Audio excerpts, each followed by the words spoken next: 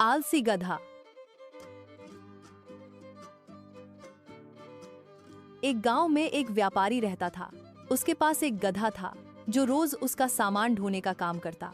लेकिन उस गधे की एक बड़ी समस्या थी, वह बहुत आलसी था।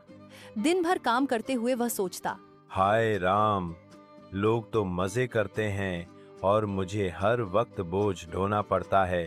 काश काम से बचने का कोई आसान तरीका मिल जाए। एक दिन व्यापारी ने उसे नमक की भारी भारी बोरियां लाद दी और बोला, सुनो गधे भाई, इन्हें बाजार तक पहुंचाना है, जरा ध्यान से ले जाना। गधा बोझ से परेशान हो गया। चलते चलते जब वह नदी के पुल पर पहुंचा तो उसके मन में चालाकी आई। उसने सोचा, अगर मैं पानी में गिर जाऊं तो बोझ हल्का हो जाएगा। वह नदी में गिरा, नमक घुल गया और बोझ हल्का हो गया। गधा खुश होकर बोला, हाँ हाँ, कितना मजेदार तरीका है काम से बचने का। अब तो रोज यही करूंगा। अगले दिन व्यापारी ने फिर नमक की बोरियां रखीं। गधे ने वही चाल दोहराई। वह नदी में धप्प से कूद गया। बोरियां फिर हल्की हो गईं। गधा इतराकर बोला, वाह, मैं तो बहुत होशियार हूँ। लेकिन व्यापारी समझ गया कि गधा चालाकी कर रहा है। उसने मन ही मन सोचा, अच्छा, इसे सबक सिखाना ही पड़ेगा। अगले दिन व्यापारी ने बोरियों में नमक नहीं बल्कि रुई भरी।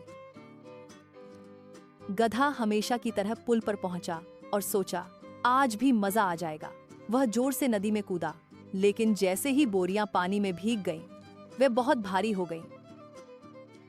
गधा उठ ही नहीं पा रहा था। वह हाफते हाफते बोला, हाय राम, ये तो पहले से भी ज्यादा भारी हो गया। किसी तरह व्यापारी ने उसकी मदद की और गधे को खड़ा किया। व्यापारी ने गधे से कहा, देखो, चालाकी और आलस हमेशा मुसीबत लाते हैं। मेहनत से भागने वाले को कभी सच्चा फायदा नहीं मिलता। अगर तुम्हें सुकून चाहिए तो ईमानदारी से काम करो। गधा शर्मिंदा होकर बोला, मालिक, मैं समझ गया।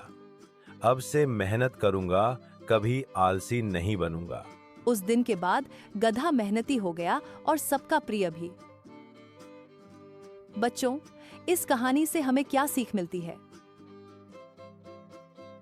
आलस और चालाकी से केवल मुसीबत मिलती है।